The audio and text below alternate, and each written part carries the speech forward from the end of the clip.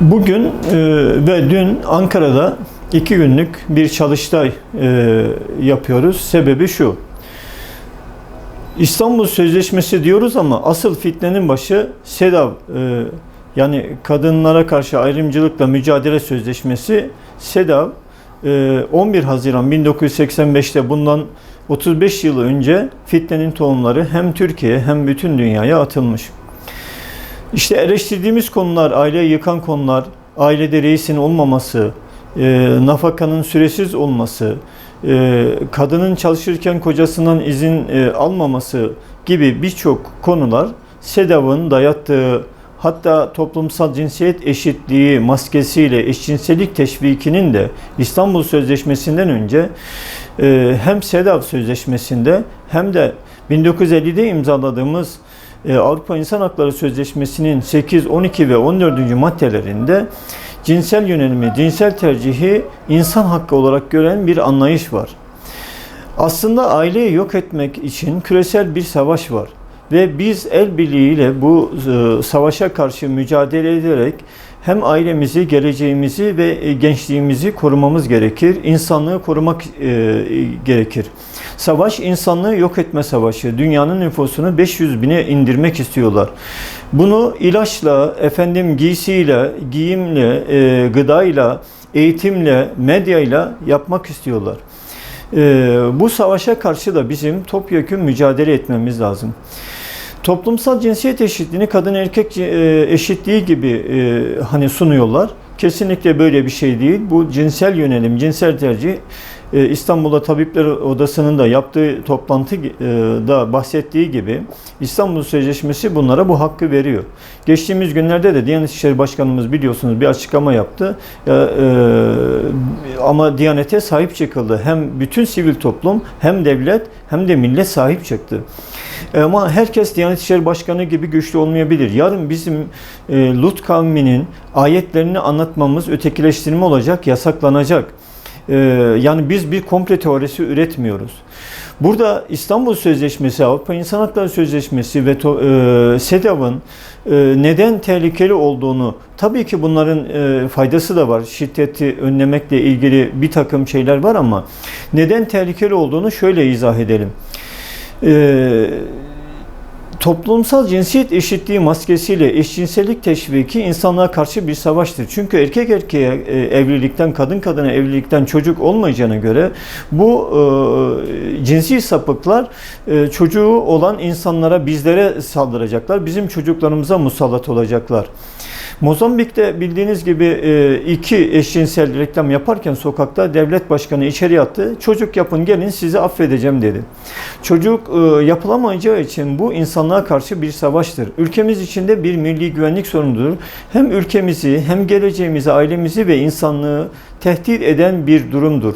Buradan biz hükümetimizi, devletimi, akademisyenleri, kanaat önderlerini uyarıyoruz.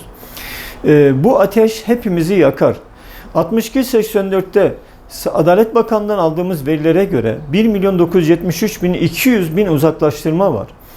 Sadece geçtiğimiz yıl Adalet Bakanlığı'nın açıkladığına göre 553.400 kişi evden uzaklaştırıldı. Bu evden uzaklaştırınca kadın hem iftira atıyor, iftiranın cezası yok. Burada da fuhuş sektörüne yem edilmiş oluyor. Genç evlilik meselesi yine öyle. Tecavüzcü koğuşunda kalıyorlar. Bu çocuğu istismarıdır. Onların bu şekilde içeri atılması.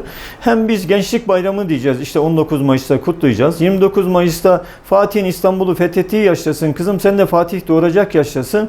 Çanakkale'de savaşır 13, 14, 15 yaşında gençlerimiz. Vatanı korur ama ailesini koruyamaz diye evlilik yasağı getirecek. vereceksin. Genç evliliği teşvik etmek lazım. Eğer gençlerimizi evlendirmezsek, genç evlendirmezsek, geç evlendirirsek, devlet başkanımızın da şikayetçi olduğu gibi genç evlilik oluyor. Artık işte 30 yaşına gelmiş gençlerimiz diyor, TÜİK raporunda da belirtildiği gibi.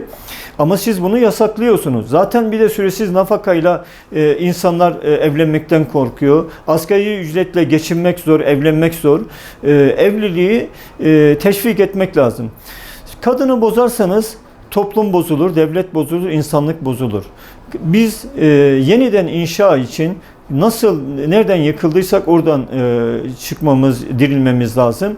İnsanlığı ve aileyi diriltmek için kadını istihdam adı altında kadını evden uzaklaştırmak yerine evlenmeyi, aileyi, anneliği teşvik etmek lazım. Genç anneliği, genç babalığı teşvik etmek lazım. Çocuk yapmayı teşvik etmek lazım. Onlara işte sigorta yapabilirsiniz.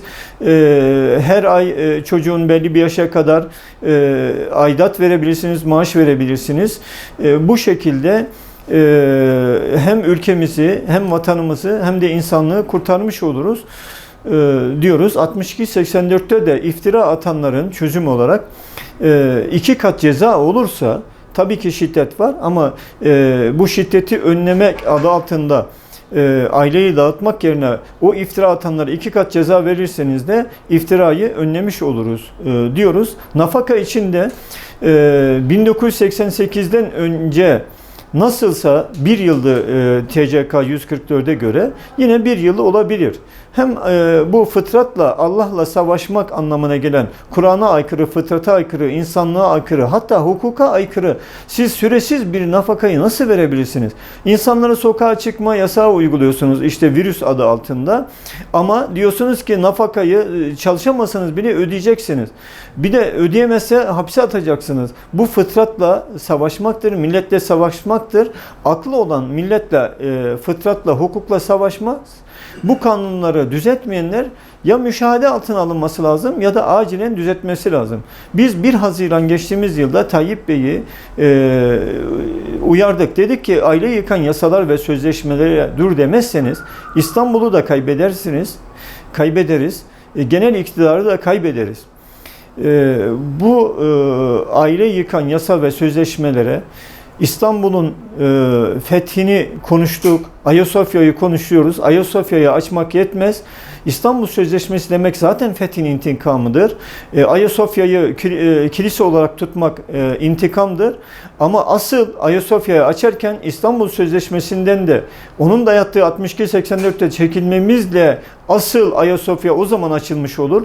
Çünkü Ayasofya önemli ama orayı dolduracak gençlerimiz de bugün deist, ateist veya seküler bir din anlayışı oluyor. Yani daha doğrusu dinsizlik anlayışı deist oluyor. Bunun yolu da eğitimden geçer ama eğitim toplumsal cinsiyet eşitliği dayatmasıyla çocuklarımız, gençlerimiz zehirleniyor. Üstelik hem de Diyanet İşleri Başkanımız bile Aile Bakanlığı'yla anlaşma yapıp toplumsal cinsiyet eşitliği, Huriye Martı Hanım mesela Sakarya'da bununla ilgili konferanslar veriyor. Onları uyarmamız lazım. Çok teşekkür ederiz. İlke Haber Ajansı'na ve medya kuruluşlarına, kardeş kuruluşlarına da bu konuda insanlığı uyarma konusunda, yetkilileri uyarma konusunda yaptığı hassasiyetlerden dolayı yöneticilerine, çalışanlarına ve ailelerine dua ve teşekkür ediyoruz.